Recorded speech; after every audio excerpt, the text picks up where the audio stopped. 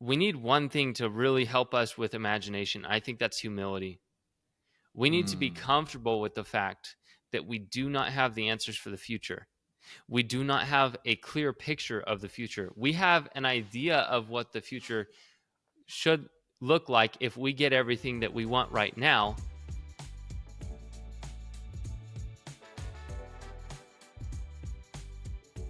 Okay, so we're going to be talking about imagination, right? Ray, when you were reading this, what stuck out to you in page 14 of Becoming Your Own Banker when we were going through imagination this week whenever you read it? Well, I guess I want to say a lot of different things, but one of the things that I actually is kind of, without sounding too hokey, but near and dear to my heart is when the schoolmaster says he noticed the one boy looking out the window. And what most of us would think of that is that the boy was daydreaming. Mm.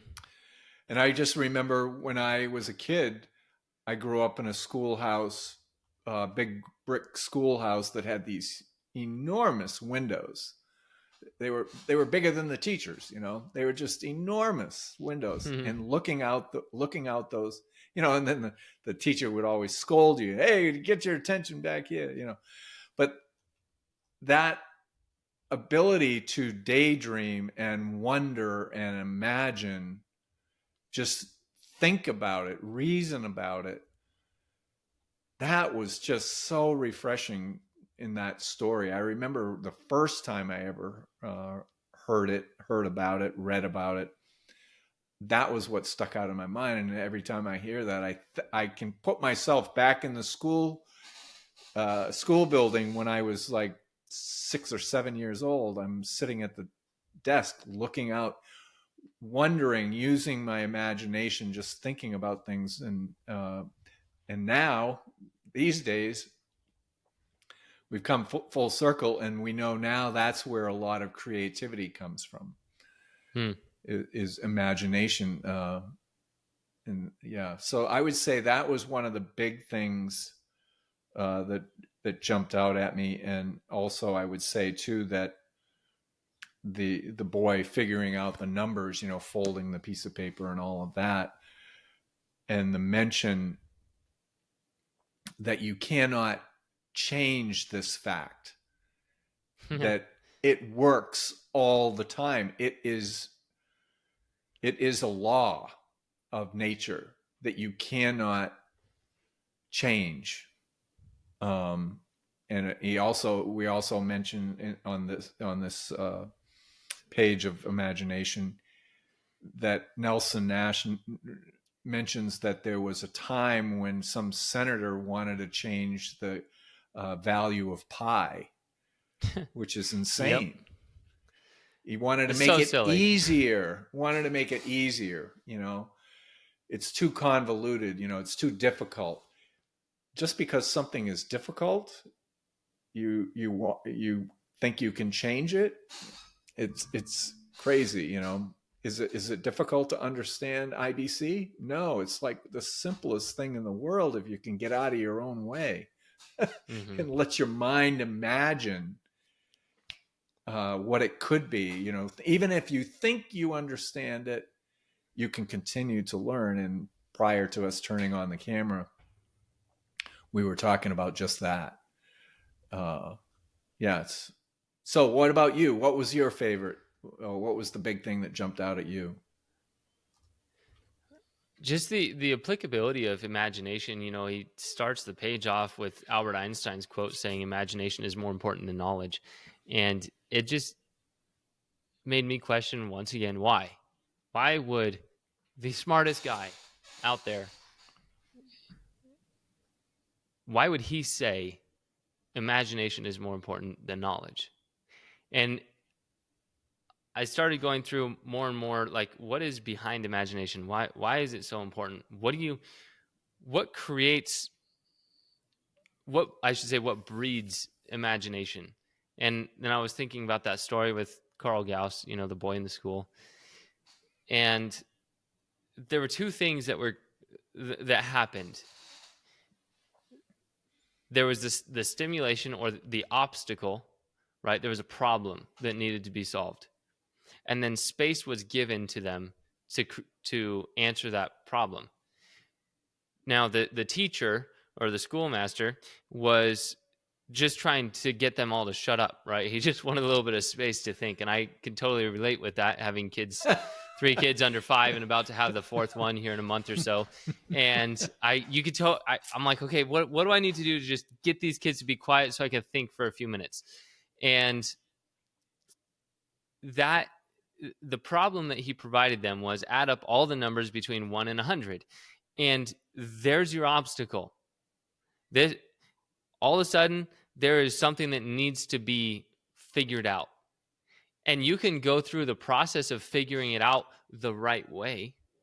Add 1 plus 2 plus 3 plus 4 and just keep going. And that takes a lot of time. Yep. But the cool thing about all that was there was the obstacle that was placed in front of them. But then, which was, the schoolmaster's goal, was to give them time to just be quiet and think, right? And to leave him alone. So space was created. And it made me realize that in order to allow our imaginations to start running wild, we have to be in a spot where an obstacle is created and in a spot where space is created or space is available for us to solve that obstacle or overcome that obstacle. I think that's really the breeding ground for imagination. I don't know if you have any thoughts on that. Yeah, well, I completely agree with that. And you and I have talked about this off camera. That to focus in on things. Instead of having 20 goals or 10 goals, have 1 or 2 and really focus on them, because that it allows your mind the space to hear your own thoughts. And nothing. So I believe that the reason Albert Einstein says that imagination is more important than knowledge is because everything starts with imagination. You imagine that design of that sports car first in your mind before you scribble it down in pencil on a piece of paper. Everything that you see in the world that has been man-made, anyway, was a thought, was an imagination. It became from their creativity of that imagination.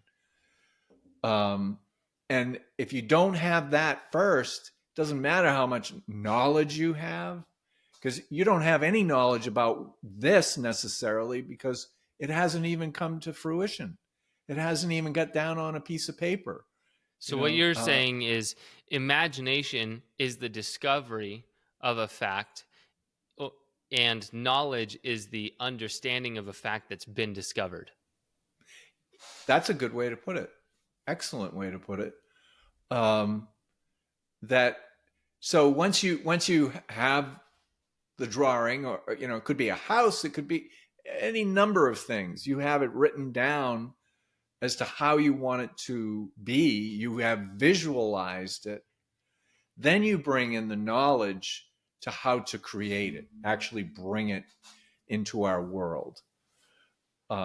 Everything starts with imagination. Everything that we see, the camera that I'm looking at, the computer, everything was from here. Without it, so in order to have that working for you, you and I have talked about this too.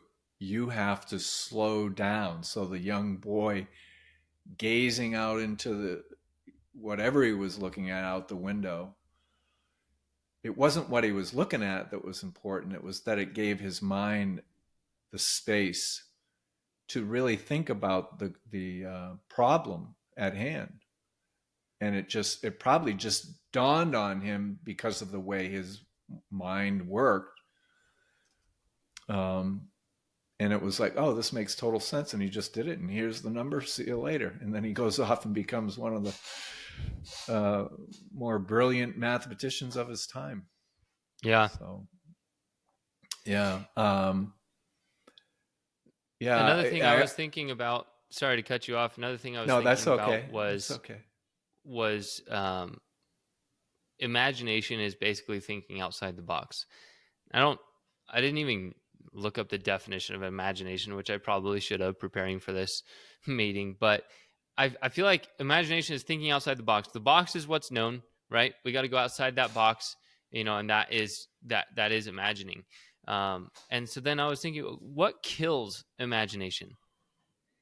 And I Mm. think that it's a box with really, really thick walls, right? It's very difficult to get outside of that box once you're in it.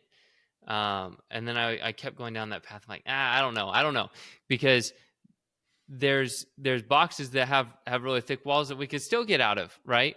And then I realized, oh my goodness, the boxes that are the most difficult for us to get out of are the boxes that we create for ourselves and then we jump into and put the lid on, because we Mm. think that we should be inside that box. We've created Mm. that box. We think we're supposed to be in there.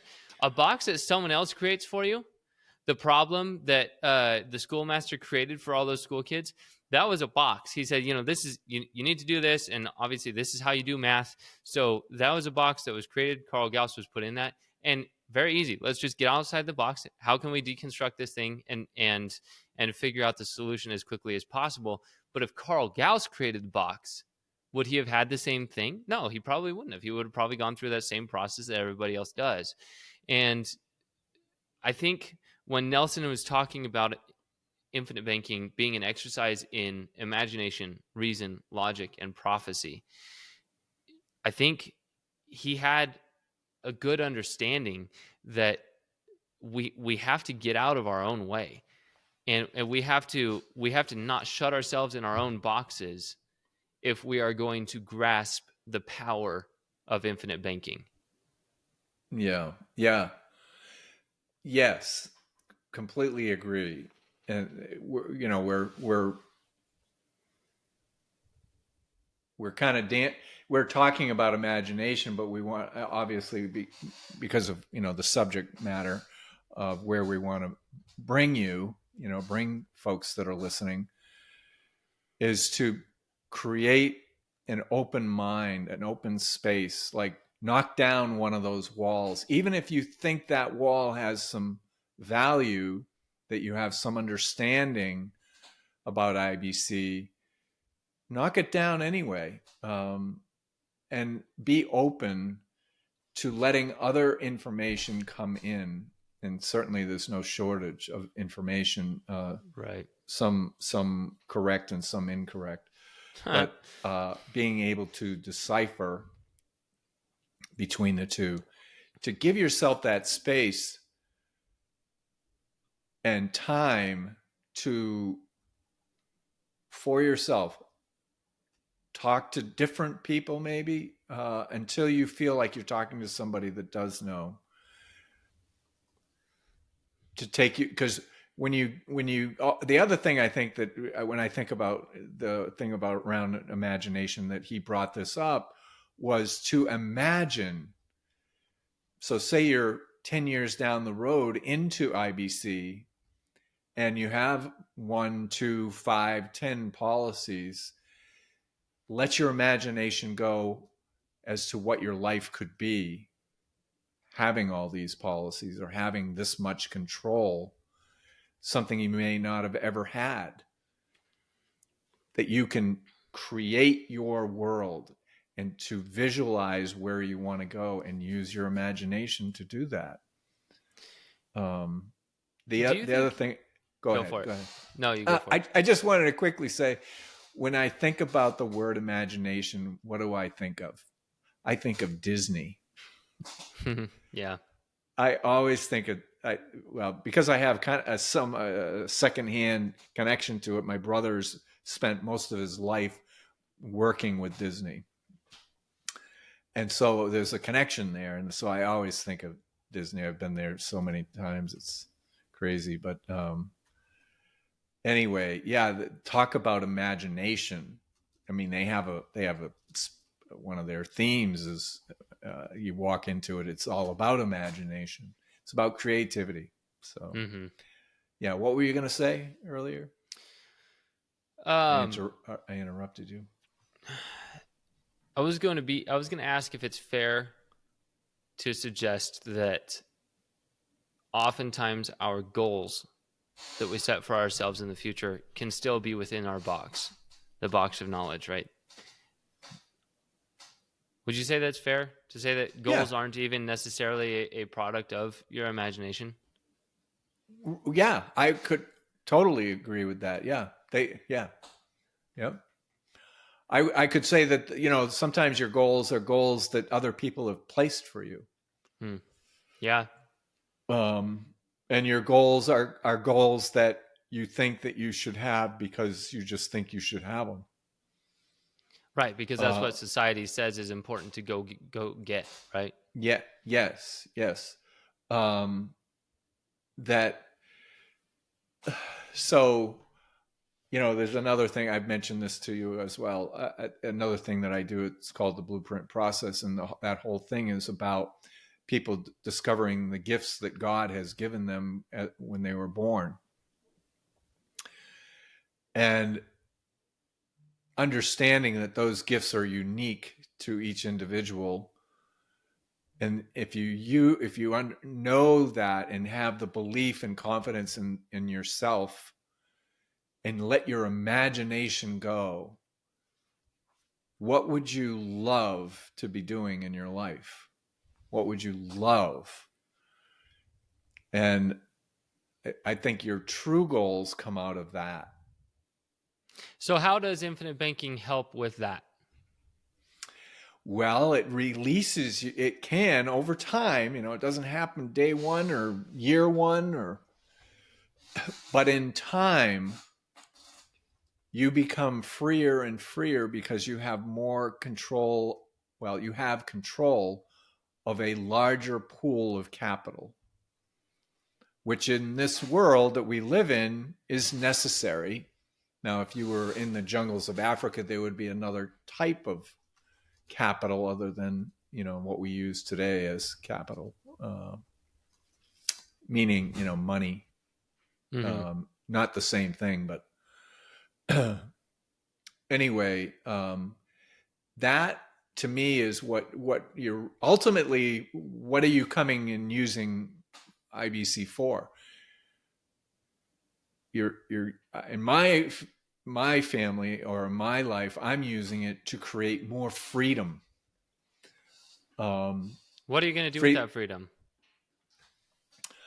I am going to spread the good word. There you go. spread the good, all the good words. IBC is a way to freedom, to be able to do what you love to do, that you would do for the rest of your life for free. Mm-hmm. What is that? What would you do? What is the thing that juices you up? In other words, brings you energy. And the more ability to imagine, the larger your pool of capital gets, the more freedom I believe that you can have. Now, Yeah. there's a lot of freedom that you can have just from the peace of mind that it can give you. Mm-hmm. That if you have peace of mind, that gives you freedom because you're not frightened or you're not fearful. I So think that's important. very important for a lot of different reasons, and one of which is your own health, and not it's both your physical, mental, and spiritual health, and your health and way of thinking about your brothers and sisters, your neighbors, your colleagues. Everything changes, um, or can. The Yeah, it definitely possibility can. is the possibility is there for that. You How mentioned about you? that you Go ahead. What will I do? What will I do with my IBC?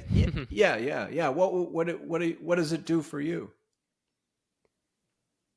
I had plans when I started my infinite banking policy, and they haven't come to fruition. I had goals that I wanted to achieve, and those goals are no longer on my horizon. I just don't Hmm. want those goals anymore. Oh, they've So changed. they've changed. They've completely changed. And so for me, what I realized, and especially after walking other people through the process of becoming their own bankers, we need one thing really outside of the breeding grounds being, obstacles in space, all that kind of stuff. We need one thing to really help us with imagination. I think that's humility. We need to be Mm. comfortable with the fact that we do not have the answers for the future. We do not have a clear picture of the future. We have an idea of what the future should look like if we get everything that we want right now. But 2 years from now, I I don't I'll put it this way. I don't want the Kyle of 2 years ago. I don't want his dreams. I don't. And I don't want the Kyle of 10 years ago. I don't want his dreams. I have grown and I have changed and I have a clearer understanding, and I am going to continue doing that. Right. And so what infinite banking has created in me is an understanding that the future is very uncertain and I do not Mm. have all of the answers. And that has humbled me. Okay. Mm. So when I'm talking to people now, one of the questions I ask for them is like, what are you going to use infinite banking for? And they list all these things, and I'm just like, okay, great. That's awesome. I can't wait to have another conversation with you in a year. Because, Mm. in a year of doing infinite banking, because almost every time what they use infinite banking for is different. And so all these people that refuse to participate, that refuse to do infinite banking, they're refusing it because they think that they have that they know the winning hand of the future. And infinite banking doesn't necessarily help them get there in 5 years. Well, guess what? 5 years comes around and it's not going to look like you thought it looks like. Infinite banking provides the space for you to make the changes on the fly, because what you will use infinite banking for is not what you're currently planning on using it for. IBC just allows you to discover those new opportunities and be in a position to take advantage of them. Yeah. That's so well said. That's perfect. It pisses me Yeah. off, man, when people think that they have the answers to the future. I'm like, how arrogant can you be? Like, I understand that we should all have goals, and that's a very good thing. And Yeah. chasing those goals helps us move forward. It helps us grow. But thinking that those goals are certain and thinking that there is nothing that will be better than those goals at that time, it's Right. a prideful stance on something that's completely unknown and you really don't have as much control over as you think. The only thing that we have a decent amount of control over is the present day. We don't have control over the future. We don't have control over the past. What's happened has happened, and what's coming could change, will likely change. The Will only thing we have change. control over, yeah, there you go. The only thing we have control over is today. Now, how do you set yourself up to be able to take advantage of today when today comes 2 years from now? Because you don't know what today looks like 2 years from now. You don't. Mm. Infinite banking provides that space. Yeah. Yeah. And you want if you catch it, so to speak, catch the whole thinking around IBC, you might say, well, dang, I knew about this 2 years ago. I wish I had started. But we are all changing all the time, whether we think so or not. We're not going to Mm-hmm. be the same person that next week even that we are now. And because there is growth all the time. Things change and you change, we change all the time. That a really good point, saying I don't want to be that Kyle 5 years ago and all that, because you have grown. And we are all growing at certain rates, different rates all the time. And yeah, I mean, you can easily look back on your life and you could say, I'm not that same person I was even 10 years ago. But if you, as you have already said, if you start now, you'll be in a better place in the future, knowing that you have more ability to execute what it is that you might want to do right then, because you have control of a certain pool of money or capital, excuse me. So anyway, great stuff there, Kyle. That was really good. Excellent point to make, that we are all changing. There's so little that we know of how things are going to turn out. Things can turn on a dime, right? Yeah, absolutely. They definitely can. Do you have any final words before we close it off for today? No. Just that I would highly encourage people to keep an open mind so that their imaginations could express themselves, and to slow down just a bit so that you can give yourself that space and allow Kyle or I contact us to explain to you or share with you, guide you through something that you may think that you understand, but in fact you don't. It's just such a great thing to do. Yeah. And I would say, do you have something you'd like to share? I just kind of exactly what you're saying. Just give up your preconceived notion of the future. It's not going to happen the way you're expecting it to happen or the way you want it to happen. So start imagining.